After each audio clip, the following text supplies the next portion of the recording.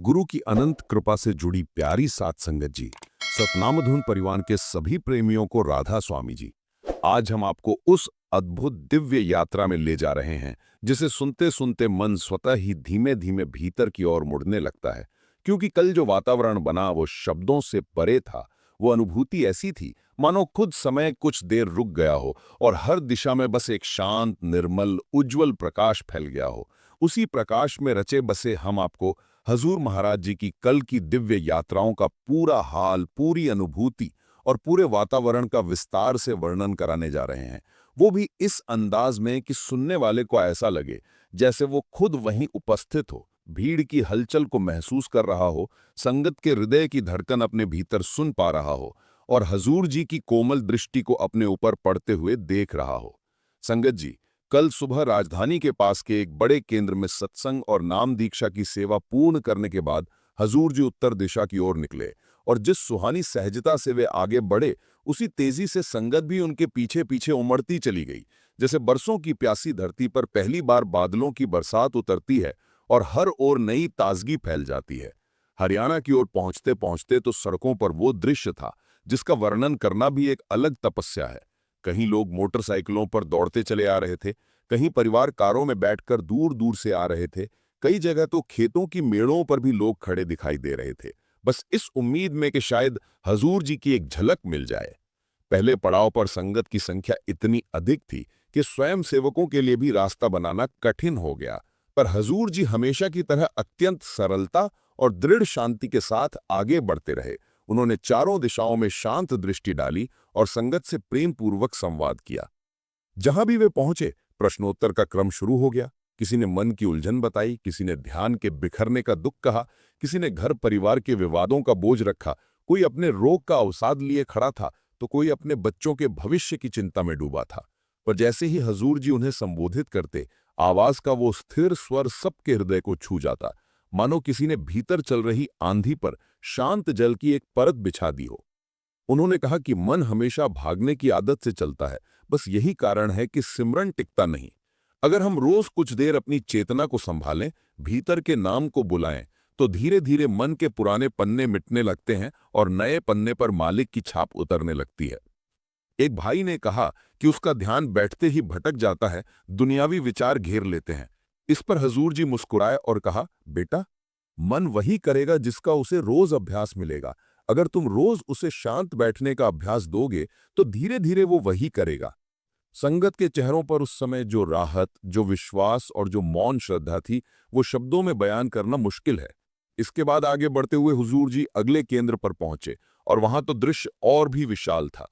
जैसे ही उनकी सफेद गाड़ी प्रवेश द्वार पर रुकी, हजारों हाथ फोल्डेड दिखाई दिए, आंखें भर आईं।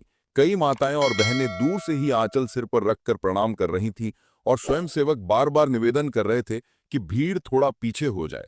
पर भावनाओं की बाढ़ किसी आदेश को कहाँ मानती है। हजूर जी ने स्वयं संगत को संकेत करके शांत किया और अत्यंत प्रेम से कहा कि दर्शन तो सभी को मिलेंगे, बस संयम रखिए। उसके बाद प्रश्नोत्तर का क्रम प्रारंभ हुआ। एक वृद्ध भाई ने कहा कि उसे कई सालों से मानसिक शांति नहीं मिल रही, घर की परिस्थितियां भी बिगड़ती जा रही हैं। इस पर हजूर जी ने सहज भाव से कहा कि जिस घर में हमारे व्यवहार में नम्रता हो, वहां शांति अपने आप आ जाती है।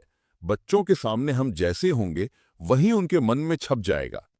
उनकी ये बात सुनते ही सामने खड़ी कई माताओं के चेहरे पर एक ही पल में जैसे समझ की चमक आ गई। फिर एक बहन ने डरते डरते कहा कि वो रोज सुबह 3 बजे सिमरन के लिए उठती है, लेकिन अंधेरे से बहुत डर लगता है।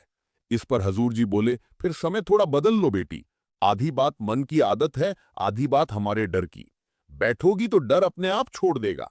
ये सुनकर बड़ी संख्या में खड़ी कई माताओं ने सिर हिलाकर हामी भरी, मनो उनके भीतर भी कोई पुराना डर टूट गया हो। यात्राओं का ये क्रम आगे बढ़ता गया।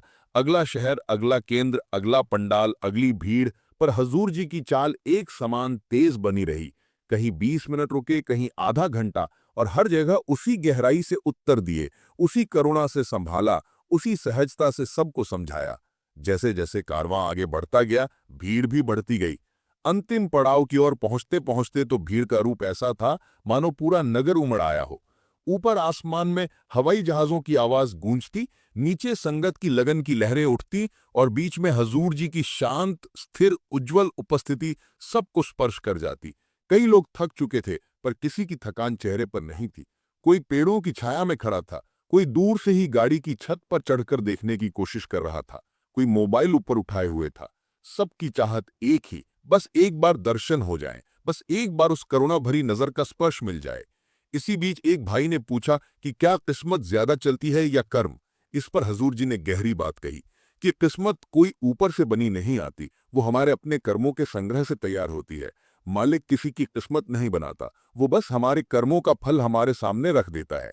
उनकी ये बात सुनकर कई लोग भावुक हो गए, कुछ चुपचाप सिर झुकाकर खड़े हो गए, जैसे किसी पुराने भ्रम की गांठ खुल गई हो। इसी क्रम में एक बुजुर्ग भाई ने बार बार निवेदन किया कि उन्हें नाम की कृपा मिले, और हजूर जी ने मधुर मुस्कान के साथ कहा कि उनकी पर्ची बन जाएगी। ये सुनते ही संगत के बीच एक संतोष की हवा फैल गई। फिर एक युवा लड़के ने अपनी कम उम्र की उलझन बताई और हजूर जी हंस पड़े, बोले, अभी तो खुशी मनाओ, हर चीज का अपना समय होता है। भीड़ में फिर से मुस्कुराहट की लहर दौड़ गई। इन सब दृश्यों के बीच हजूर जी की विनम्रता फिर सामने आई, जब उन्होंने अपनी तीव्र धड़कन का जिक्र मजाक में किया और संगत ठहाकों से भर गई। आगे बढ़ते बढ़ते ये यात्रा एक ऐसे मुकाम पर पहुंची जहां हजारों की भीड़ एकत्र थी और पागलपन, प्रेम, श्रद्धा और उत्साह मिलकर एक अनोखा वातावरण बना रहे थे। कई लोग थक चुके थे, पर किसी के चेहरे पर थकान नहीं थी। कई घंटों की प्रतीक्षा के बाद भी सबके चेहरे पर एक ही चमक, बस बस अब हजूर जी आने वाले हैं। धीरज की उस परीक्षा में खड़ी संगत को जैसे ही गाड़ियों का काफिला दिखाई दिया, पूरा मैदान एक ही पल में जाग उठा। और फिर हजूर जी पंडाल में प्रवेश करते ही वही दृश्य। किसी ने हाथ जोड़ लिए, कोई रो पड़ा, कोई बस उन्हें देखते देखते जम सा गया। जब वे मंच पर पहुंचे तो पाठी जी द्वारा पढ़ा जा रहा शब्द चल ही रहा था, और हजूर जी ने आते ही चारों दिशाओं में अपनी शांत लेकिन गहरी दृष्टि डाली, जो हर हृदय को भीतर तक छू जाए। उनके वेश, उनकी चाल, उनके चेहरे की निर्मल ज्योति, सब कुछ ऐसा था मानो किसी ने एक क्षण भर को आकाश धरती को जोड़ दिया हो। भीड़ इतनी अधिक थी कि स्वयं सेवकों को बार बार कहना पड़ा कि कृपया धक्का मुक्की ना करें, लेकिन प्रेम की बाढ़ किसी रुकावट को कहाँ मानती है। हजूर जी ने स्वयं संगत को संकेत करके शांत किया और अत्यंत प्रेम से कहा कि दर्शन तो सभी को मिलेंगे, बस संयम रखिए। उसके बाद प्रश्नोत्तर का क्रम प्रारंभ हुआ। एक वृद्ध भाई ने कहा कि उसे कई सालों से मानसिक शांति नहीं मिल रही, घर की परिस्थितियां भी बिगड़ती जा रही है। इस पर हजूर जी ने सहज भाव से कहा कि जिस घर में हमारे व्यवहार में नम्रता हो, वहां शांति अपने आप आ जाती है। बच्चों के सामने हम जैसे होंगे, वही उनके मन में छप जाएगा। उनकी यह बात सुनते ही सामने खड़ी कई माताओं के चेहरे पर एक ही पल में जैसे समझ की चमक आ गई। फिर एक बहन ने डरते डरते कहा कि वो रोज सुबह 3 बजे सिमरन के लिए उठती है, लेकिन अंधेरे से बहुत डर लगता है। इस पर हजूर जी बोले, फिर समय थोड़ा बदल लो बेटी। आधी बात मन की आदत है, आधी बात हमारे डर की। बैठोगी तो डर अपने आप छोड़ देगा। ये सुनकर बड़ी संख्या में खड़ी कई माताओं ने सिर हिलाकर हामी भरी, मानो उनके भीतर भी कोई पुराना डर टूट गया हो। और संगत जी, अब कहानी यहीं से आगे बढ़ेगी और यहीं से अगला विशाल पैराग्राफ शुरू होगा। संगत जी, जहां पिछले हिस्से की वाणी रुकी थी, वहीं से वातावरण और भी गंभीर, शांत और रूहानी होता चला गया। मानो पूरे पंडाल के भीतर किसी अनदेखी लहर ने एक साथ हर दिल को छू लिया हो। और जब हजूर महाराज ने अपने तेजस्वी नेत्रों से चारों दिशाओं में दृष्टि डाली, तो ऐसा लगा जैसे हर कोई कुछ क्षणों के लिए अपने सांसों का बहाव भी रोक बैठे, क्योंकि उनकी उपस्थिति ही ऐसी होती है कि इंसान अपनी सारी उलझनों, परेशानियों और दौड़ भाग को एक क्षण में भूल जाता है और बस यही चाहता है कि समय यहीं थम जाए, हवा का झोंका भी इसी रफ्तार से चलता रहे और ये दिव्यता कभी खत्म ही ना हो। उसी समय ये भी महसूस हो रहा था कि इतनी लंबी यात्रा और लगातार अलग-अलग शहरों में रुकने के बावजूद उनके शरीर में थकान का तनिक भी संकेत नहीं था, बल्कि एक अजीब सी चमक, एक अलग सी ऊर्जा, एक अलौकिक ताजगी थी, जैसे मालिक ने स्वयं उन्हें संगत की प्यास बुझाने के लिए किसी गहरी रहमत से भर दिया हो। मोहाली में जहां हजारों की संख्या में संगत एकत्र हो चुकी थी, वहां वातावरण इतना भरा हुआ था कि हर तरफ से शोर, उत्साह, भावुक पुकारें, दुआएं और नाम का गुनगुनाहट सब मिलकर जैसे एक ही सुर में बदल गए थे। और हवाई जहाज़ों की आवाज़ें उस सुर के बीच आते जाते हुए भी किसी तरह का व्यवधान खड़ा नहीं कर रही थीं, बल्कि ऐसा लग रहा था जैसे आकाश भी इस सत्संग की धुन के साथ अपनी ओर से कोई ताल दे रहा हो। पंडाल के एक कोने में माताओं बहनों की भीड़ इतनी अधिक थी कि बार बार सेवादार को कहना पड़ रहा था कि कृपया धक्का मुक्की न करें, प्रेम से, शांति से अपनी जगह पर बैठें, क्योंकि हजूर महाराज भी कई बार इस बात का इशारा कर चुके हैं कि कोई भी ऐसी गतिविधि जो भगदड़ पैदा करे उनकी प्रसन्नता को ठेस पहुंचाती है। और गुरु के प्रेम का मार्ग तो हमेशा विनम्रता और अनुशासन से ही होकर गुजरता है। लेकिन भीड़ का हाल तो भीड़ ही जानती है। एक एक नज़र बस उन्हीं पर टिकी थी और हर चेहरा यही सोच रहा था कि आज शायद मेरी ओर भी एक नज़र पड़ जाए, शायद एक क्षण का आशीर्वाद मेरे जीवन की दिशा बदल दे। सत्संग के बीच जब हजूर महाराज ने उस बहन की बात सुनी जिसने कहा था कि उसका ध्यान बार बार बिखर जाता है और मन एक जगह टिकता ही नहीं, तब उन्होंने एक ऐसी सहज पर गहरी सीख दी जो कोई किताब, कोई ज्ञानी, कोई उपदेशक भी शायद इतनी सरलता से नहीं दे पाता। उन्होंने कहा कि हम ये समझते हैं कि मन कहीं बाहर भटक रहा है, जबकि वास्तव में मन वहीं घूम रहा होता है जहां हमने उसे दिन भर में दौड़ाया होता है। अगर हम रोज रोज चिंता, शिकायत, तुलनाएं, क्रोध, उलझने सोचते हैं तो मन उसी का चक्कर लगाता रहेगा, और जब अचानक हम सिमरन पर बैठते हैं तो वो उसी पुरानी आदत के हिसाब से 100 अलग अलग विचार ले आता है। मन को दोष देने से पहले अपनी आदतों को देखना जरूरी है। इस सीख को सुनते ही पूरा पंडाल एकदम शांत हो गया, जैसे हर किसी के भीतर ये बात सीधे उतर गई हो। फिर जब उस बहन ने अपनी बेटी के मायके में रहने की चिंता बताई, तब हजूर महाराज ने जो उत्तर दिया वो केवल उस बहन के लिए नहीं था, वो पूरे संसार के उन दसियों लाख लोगों के लिए था जो रिश्तों और जिम्मेदारियों के बोझ में टूटते बिखरते रहते हैं। उन्होंने कहा कि जीवन 3 स्तंभों पर टिका होता है, पहला परमार्थ, दूसरा संबंध, तीसरा काम धंधा, और इनमें भी परमार्थ सबसे ऊपर होना चाहिए, क्योंकि जब वो मजबूत होता है तो बाकी दो अपने आप संतुलित हो जाते हैं। कई लोग ये सोचकर परेशान रहते हैं कि रिश्ते क्यों टूटते जा रहे हैं, नौकरी क्यों नहीं टिकती, घर परिवार क्यों भारी लगने लगता है। परमात्मा से रिश्ता कमजोर होता है तो दुनिया का हर रिश्ता डगमगाता है। लेकिन ये बात भी उन्होंने उसी प्रेम से कही जैसे कोई माता अपने बच्चे को सिर पर हाथ रखकर समझाती है कि घबराओ मत, सब ठीक हो जाएगा। आगे जब उन्होंने बीमारी के कारण भजन न बैठ पाने वाले भाई से कहा कि जब हम खुद ही हार मान लेते हैं तो मन को मौका मिल जाता है हमें चारों तरफ से घेरने का, तो संगत की पंक्तियों में बैठे कई लोगों की आंखें नम हो गईं, क्योंकि ये बात सीधे उनके जीवन पर लागू हो रही थी। जीवन में हर चुनौती वहीं से कठिन लगती है जहां हम खुद मान लेते हैं कि ये मेरे बस में नहीं। इसी जगह से मन हमें अपनी कैद में कर लेता है।